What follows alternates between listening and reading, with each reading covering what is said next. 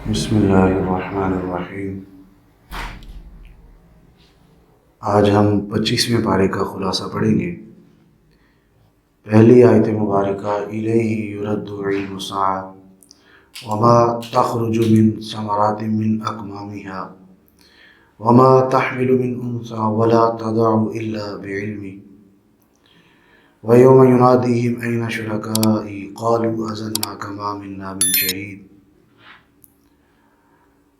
اللہ رب العزت نے 25ویں پارے کی پہلی آیت مبارکہ میں یہ فرمایا ہے کہ قیامت کے علم کا صرف اللہ ہی کو پتہ ہے کہ قیامت کب آئے گی، اور ساتھ ہی فرمایا کہ وما تخرج من ثمرات من اکمامها، اللہ رب العزت ہی ہے جو پھلوں کو اگاتا ہے، اللہ کے حکم کے بنا پھل کے اوپر سے جو ان کا غلاف ہوتا ہے وہ نہیں کھلتا، یہ اللہ ہی کے حکم سے ہے۔ اب اگر اس کی تھوڑی سی تفصیل پڑھے تو قیامت کا علم اللہ کے پاس ہے، لیکن نبی پاک صلی اللہ تعالی علیہ وآلہ وسلم سے اس کی نشانیاں ملتی ہیں، جس طرح کہ حضور علیہ الصلوۃ والسلام نے قرب قیامت کی نشانیوں کا ذکر کرتے ہوئے یہ فرمایا کہ قرب قیامت فتنے اس طرح جو وہ برسیں گے جیسے بارش برستی ہے۔ آج آپ دیکھ لیں کہ اتنے فتنوں کی بارش ہو رہی ہے کہ انسان کا ان بارشوں سے نکلنا ہی بڑا مشکل ہے۔ انسان کھانے لگے تو کوئی نہ کوئی بات ایسی فتنے کی آ جاتی ہے، پینے لگے، کوئی بھی زندگی کا کام آپ دیکھ لیں کہ ہر ایک طرف سے چاروں طرف سے فتنوں نے گھیرا ہوا ہے، اور بڑی سمجھ والا ہے کہ جو ان فتنوں سے نکل جاتا ہے۔ اور اس کے علاوہ اس کی اور بھی ملتی ہیں کہ جب قیامت قریب آئے گی لوگوں کا یہ حال ہوگا کہ وہ اپنی ماؤں کو ذلیل کریں گے۔ آپ دیکھیں حضور علیہ الصلوۃ والسلام نے ماں کی عزت کے بارے میں کیا کچھ فرمایا۔ آپ نے تو یہاں تک فرمایا کہ اگر میں عشاء کی نماز کے لیے کھڑا ہو چکا ہوتا، ایون کہ میں سورۃ الفاتحہ کی تلاوت بھی کر چکا ہوتا، میری ماں کو کوئی کام یاد آتا، میں اللہ کی عبادت کو چھوڑتا، اپنی ماں کی بات کو پہلے سنتا۔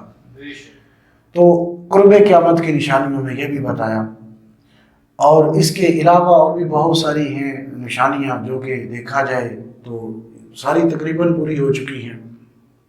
اور آگے فرمایا کہ اللہ ہی کے حکم سے ہے کہ ہم ہی اگاتے ہیں جو کچھ بھی ہے اس روئے زمین کے اندر، اللہ کے حکم کے بنا کچھ بھی نہیں ہے۔ انسان سوچتا ہے کہ میں نے بڑی محنت کی، یا انسان کو بتایا جا رہا ہے، انسان سوچتا ہے کہ یہ میری محنت سے یہ سب کچھ بنا ہے۔ انسان کو میں نے زندگی میں اپنا ایک بات بتاؤں، میں اپنی زندگی میں ایک ایسے شخص کو اپنے کانوں سے یہ سنا کہ یہ کہتے ہوئے کہ اللہ کا کیا رول ہے، ہم نے خود اپنی محنت سے کمایا۔ جب میں نے یہ جملہ سنا تو ایک دفعہ مجھے بڑا شاک لگا کہ یار یہ انسان نہیں، یہ تو کوئی بدتمیز ہی ہو سکتا ہے کہ یہ اللہ رب العزت یہ ہے کہ اس کے حکم کے بنا کچھ نہیں ہو سکتا۔ یہ میری باری تعالیٰ کا حکم ہو تو پھل کچھ نہ کچھ اگاتا ہے، نہ ہو تو نہیں اگاتا، یہ اس کی مرضی ہے۔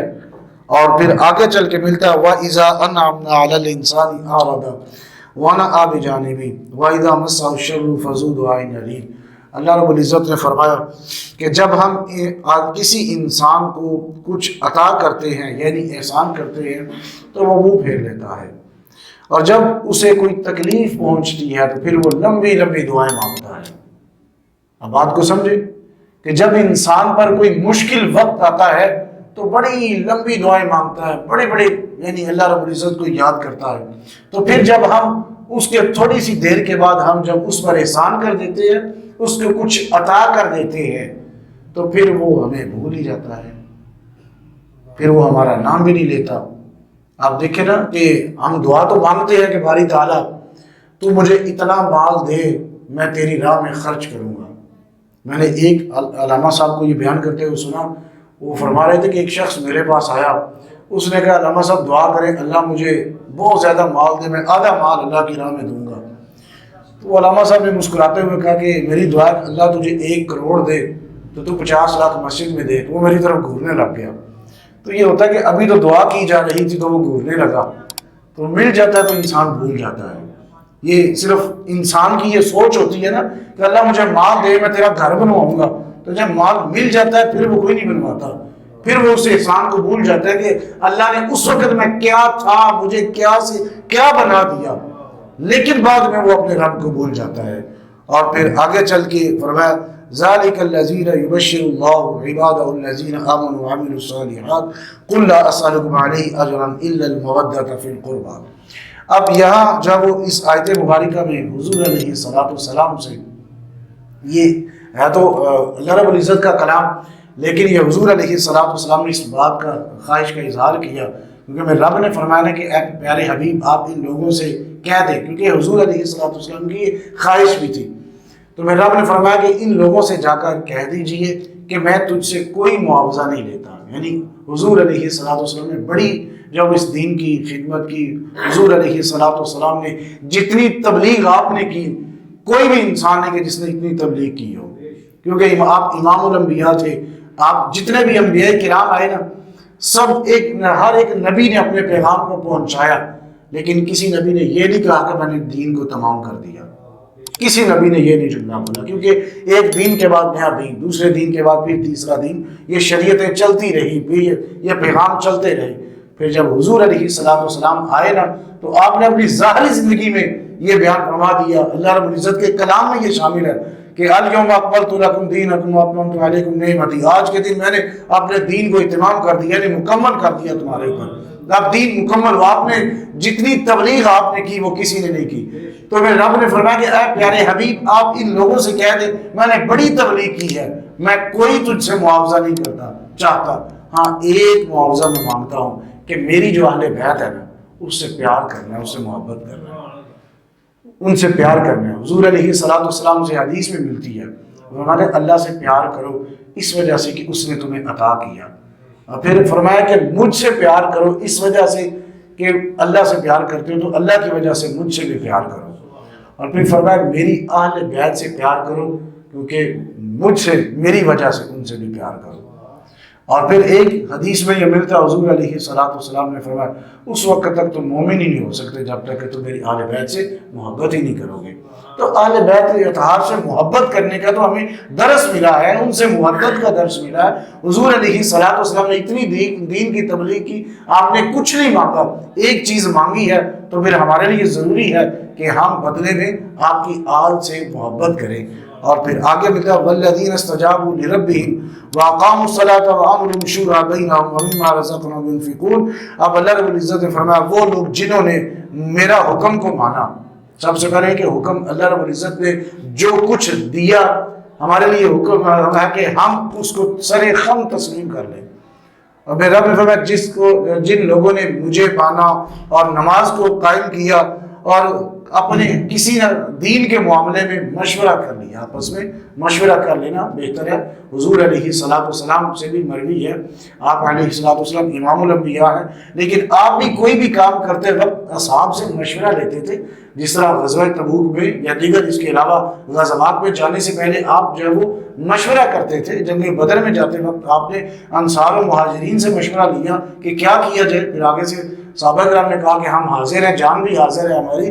تو آپ مشورہ لیتے تھے. تو اللہ رب العزت نے فرمایا کہ ایک تو میرے حکم کو مانا، اور پھر فرمایا کہ دوسری بات یہ ہے کہ واقاموا الصلاۃ، نماز قائم کی، وامروا شورى بینہم، اور اپنے آپس کے جتنے بھی معاملات ہیں اس میں اللہ رب العزت نے حکم دیا کہ تم جاؤ آپس میں مشورہ کر لو. ومما رزقناہم ينفقون، میرے رب نے فرمایا جو ہم نے تجھے رزق دیا اس میں سے بانٹو. اور پھر فرمایا والذین اذا اصابهم البغی هم ینتصرون. اور پھر اللہ رب العزت نے فرمایا کہ وہ کہ جب انہیں کوئی مصیبت پہنچتی ہے تو وہ پھر آگے سے بدلہ لینے کے در پہ ہوتے ہیں. اب اس بات کو تھوڑا سا سمجھنا ہے کہ اگر ہمیں کوئی انسان ذرا سی بھی تکلیف پہنچائے نا، تو جب ہمیں اس پر جب وہ تھوڑی سی قدرت حاصل ہو جاتی ہے تو ہم بدلہ لینے سے باز نہیں آتے. یہ انسان ہے نا، کسی موقع پہ ہم پھنس جائیں، ان کے جب ماتحت آ جائے یا وہ کسی وجہ سے ہمارے پر ظلم کر لیں، تو پھر جب ہمیں موقع، ہم تو موقع کی تلاش میں ہوتے ہیں نا کہ موقع ملے تو ہم جب وہ بدلہ لیں. آپ دیکھیں حضور علیہ السلام سے حدیث ملتی ہے کہ حضور علیہ السلام جو ہے آپ ایک دفعہ تشریف فرما تھے، سوئے ہوئے تھے، ایک شخص آیا، اس نے آ کر آپ کے ہاتھ سے تلوار لے کر وار کرنے لگا، تو پھر حضور علیہ السلام نے جب اس کی تلوار کو پکڑنے کے بعد قدرت حاصل کر لی، قدرت حاصل کر دینے کے بعد حضور علیہ السلام نے فرمایا جاؤ میں نے معاف کر دیا۔ تو یہ بڑی بات ہوتی ہے، یعنی جب کوئی مصیبت کسی کی طرف سے پہنچتی ہے، کوئی تکلیف پہنچتی ہے، اس پر قدرت پانے کے بعد جو اللہ کے نیک بندے ہوتے ہیں وہ معاف فرما دیتے ہیں۔ آپ دیکھیں حضور علیہ السلام فتح مکہ کے موقع پر سارے جو مجرم کٹہرے میں کھڑے ہیں، جتنے بھی تھے سارے سامنے لائن میں کھڑے ہیں، آپ چاہتے تو ان سے انتقام لے سکتے تھے۔ یہ وہ کفار تھے کہ جنہوں نے کتنے ظلم ڈھائے، جب اصحاب پر مشرکین نے کیا کچھ نہیں کیا، لیکن جب یہ لائن میں کھڑے تھے، اوپر سے فرشتہ بھی موجود تھا کہ آپ ہمیں حکم دے، ہم یہ احد پہاڑ اٹھا کر ان کے اوپر پھینک دیں، لیکن حضور علیہ السلام نے قدرت پانے کے باوجود بھی یہ فرمایا کہ میں معاف کرتا ہوں۔ تو یہ کتنے اعلیٰ درجے کا اخلاق ہو سکتا ہے کہ آپ نے فرمایا کہ جاؤ میں نے معاف کیا۔ اور پھر آگے ملتا ہے للہ ملک السماوات والارض یخلق ما یشاء یہب لمن یشاء اناثا ویہب لمن یشاء الذکور۔ اب اس آیت مبارکہ میں اللہ رب العزت نے فرمایا اللہ ہی کے لیے ہے زمین و آسمان کی بادشاہت، اسی کے لیے ہے، اس کا بادشاہ کوئی نہیں، حقیقی بادشاہ اللہ کی ذات ہے، اس کے علاوہ حقیقی بادشاہ اس روح زمین کا آسمان کا اور کوئی بھی نہیں۔ اور فرمایا یخلق ما یشاء، وہ جسے چاہے وہ تخلیق کرے، یہب لمن یشاء، اب یہاں اس بات کو سمجھنا ہے، اناثا ویہب لمن یشاء الذکور، یعنی اللہ رب العزت کے لیے ہے وہ جسے چاہے بیٹا عطا فرما دے، جسے چاہے وہ بیٹی عطا فرما دے، اور ساتھ ہی فرمایا کہ وہ جسے چاہے دونوں عطا فرما دے، یہ اللہ کے لیے ہے۔ آج تو انسان کہتے ہیں نا میرے پاس آؤ میں جو ہے وہ تمہارا علاج کروں گا، تجھے بیٹا دوں گا، تجھے بیٹی دوں گا، تجھے بیٹا بیٹی دونوں دوں گا، یہ دیواروں کے اوپر لکھا ہوتا ہے، عاملوں میں بھی لکھا ہوتا ہے اولاد کے لیے رابطہ کریں، اور بھائی اولاد کا دینا یہ اللہ کے پاس ہے، دنیا میں کوئی یہ شخص نہ اولاد دینے پر قدرت رکھتا ہے نہ ہی کوئی دے سکتا ہے، کیونکہ میرے رب نے فرمایا کہ میں ہی ہوں، میری بادشاہت ہے، میں ہی بیٹا دے سکتا ہوں، چاہوں تو میں بیٹا دوں، چاہوں تو میں نہ دوں۔ آپ دیکھیں حضرت شعیب علیہ السلام، لوط علیہ السلام صرف بیٹی ہی بیٹیاں تھیں، بیٹا نہیں ہے۔ ابراہیم علیہ السلام دیکھیں بیٹا بیٹی نہیں ہے، آپ نبی ہیں۔ آپ دیکھیں حضور علیہ السلام کے پاس بیٹیاں بھی ہیں بیٹے بھی ہیں، یہ اللہ رب العزت کے پاس ہے، وہ جسے چاہے بیٹی عطا فرما دے، جسے چاہے بیٹے عطا فرما دے، دنیا میں کوئی ایسا نہیں ہے۔ اور یہ بات سے نشین رکھے کہ کوئی کہتا ہے نا کہ میرے پاس آیا اللہ نے اسے بیٹا دے دیا، یہ اللہ کی قدرت ہوتی ہے۔ اللہ کبھی کبھی جب وہ تمہارے ہاتھ سے کوئی ایسا کام کروا دیتا ہے جس سے تم جو ہے جب اپنے آپ میں غرور و تکبر میں آ جائے۔ آپ دیکھیں نا فرعون نمرود کتنا بڑا جب وہ جابر تھا، اس نے کیا کچھ نہیں کیا، اپنے آپ کو خدا تسلیم کرتا تھا، وہ کہتا میں خدا ہوں، لیکن جب وہ ہاتھ اٹھاتا تھا نا دعا کے لیے، آپ تاریخ پڑھ کر دیکھ لیں وہ ہاتھ یوں اٹھاتا تو بارش برسنے لگتی تھی۔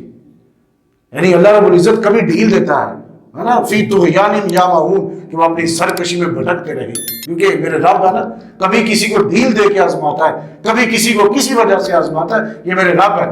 حالانکہ نمرود نے اپنے آپ کو خدا کہا اور ساری زندگی آتا ہے کہ جب تک زندہ رہا اس کے سر میں بھی درد نہیں ہوئی تھی، اور جب بھی وہ دعا مانگتا یوں ہاتھ اٹھاتا بارش بھی برستی تھی۔